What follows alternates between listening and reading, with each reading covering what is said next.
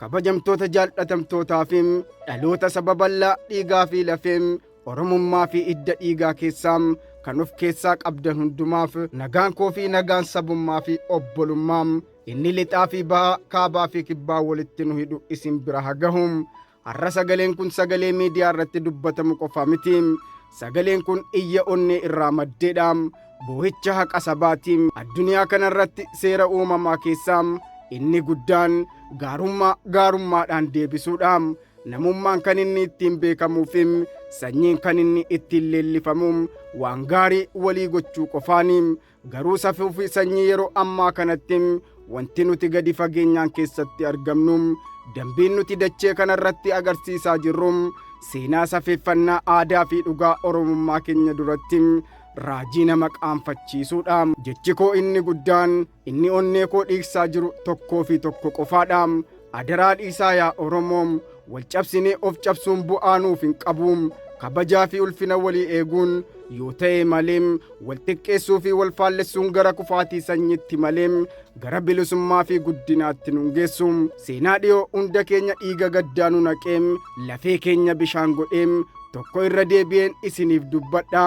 Mee yaadaa miidiyaa kanarratti kaleessa yeroo Kadir Martuu dhukkubsatee haalli isaa hammaatu Oromoo walitti iyyinaan obbo Yaadataan dhufee ani isiniif jira jennaan ummanni dhiichisee obbo Yaadataa keenya jedhee shubbisaa fi gootummaa isaa faarsaa turuun ijaan arginee jirra.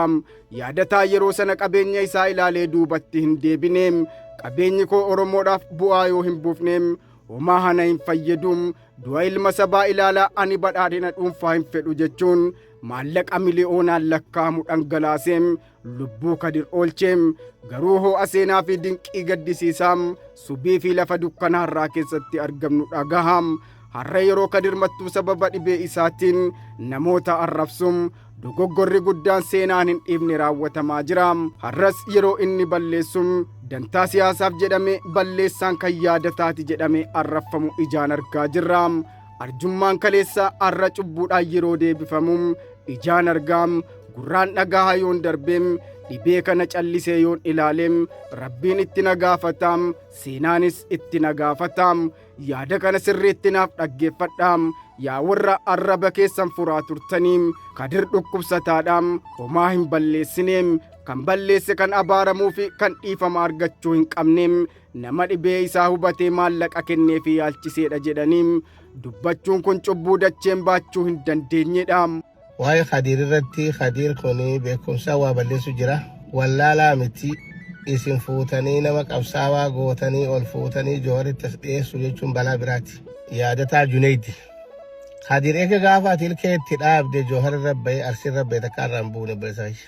Tii dhaaphuu jechuun sirra ture yeroo dheertuu si dhaggeeffanne garuu ni jettaa jennee si eeyne garuu Johar arrabseettanii arrabsee maallaqa kiyya naa kennaadhaa jecha. Cubbuu seenaan deebisee dhaloota keessatti nu gaafatuudha. Hunda caalaa immoo cubbuun dachaa ta'e kan bira maali beektuu laata?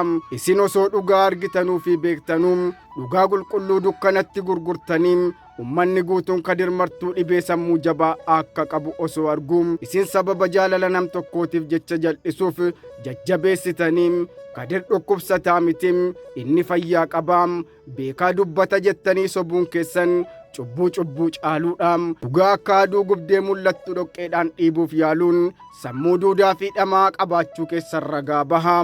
Dhugaa dhoksuun dhukkuba foonii fi sammuu namarra jiru fayyaa qaba jettanii falmuun keessan saba hunda gowwoomsuuf yaaluudha. Isin warra har'a obbo Yaadataa irratti arraba furaa jirtanii ofii keessaniif qabeenya qabdu ta'aa yoo dhukkubsattanis waan ittiin yaalamtanu ni qabdu ta'aa. Garuu nama rakkateef nama birmatuuf nama du'a eeggatuuf dhiiga isaa nama dhangalaasuuf birmannaa isaatiif cubbamaa gochuun keessan kana booda saba keessatti birmannaa dhorkuudha.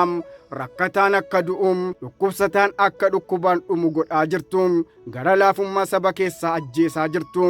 Nama dhukkubsataadhaaf gaddee gargaaru tokkoon balleessaan keetii ati nurraa dhowwim situu itti kenne jechuun madaa hawaasummaa keenya gadi fageessaam. Lafee namummaa keenyaa dhoosaam. Namoonni kana gootan mee of gaafadhaam. Isin kan yaada akkasii dubbattan onneen keessan dhuguma dhiiga namaa qabaalaatam. obbo Yaadataa Juneediin Kadiriin kan yaalchisee fi yaada mataa isaatiin dantaa dhuunfaatiif yookaan dantaa siyaasaatiif miti. Uummata Oromootu Kadiriif marii jalqabnaan inni ammoo dhiiga sabaa qabaachuu isaatiin ani isiniif jira dhiigni Oromoo lafatti hin hafu jedhe malee gaafa fayyite Jawaariin arrabsi jedhe waadaa seensisee miti. Arjummaan isaa qulqullummaadhaam, onneen isaa qulqulluudhaam. Namni gargaarsa godhe kun ilma namaatiin goota dhiigaa fi miira qabuudhaam. Arjummaan koo ammeenya natti taateem, saba koof birmachuun koo cubbuu natti taatee jedheem akka inni gaabbuum akka onneen isaa dhoohu taasisaa jirtuum. Gochi keessan kun seenaa duratti isin saalfachiisaam, dhaloota keessan ni gubaam. Beekaadhuma irratti warri cubbuu namaaf kennuufim dhugaa jal'isuu itti amaleeffatan kun anaanis Yaadataatu si ergeem, Yaadataatu si bite naan jechuun keessan hin ooluum. Garuu dhagahaam, ani Abdusalaam Araarsaam hanga har'aatti obbo Yaadataa hin beekuum, Yaadataan illee ana hin beekuum. Waliin wal quunnamtii hin qabnuum.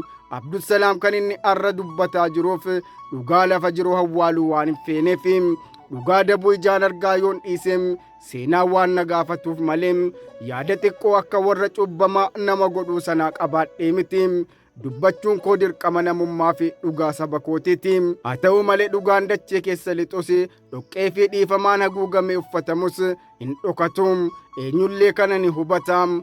Garuu dhibee sammuu nama tokkoo sababa godhataniim maqaa qulqulluu obbo Yaadataa Juneedii xureessuufim isaan balleessaa gochuun akka kootiim akka Abdusalaam Araarsaatti baay'ee na qaanfachiiseem.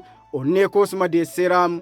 Warri kana dubbattammee gara onnee keessaniitti deebi'aa of taajjabaam. Saalfadhaa of ilaalaam. Ofitti deebinuum.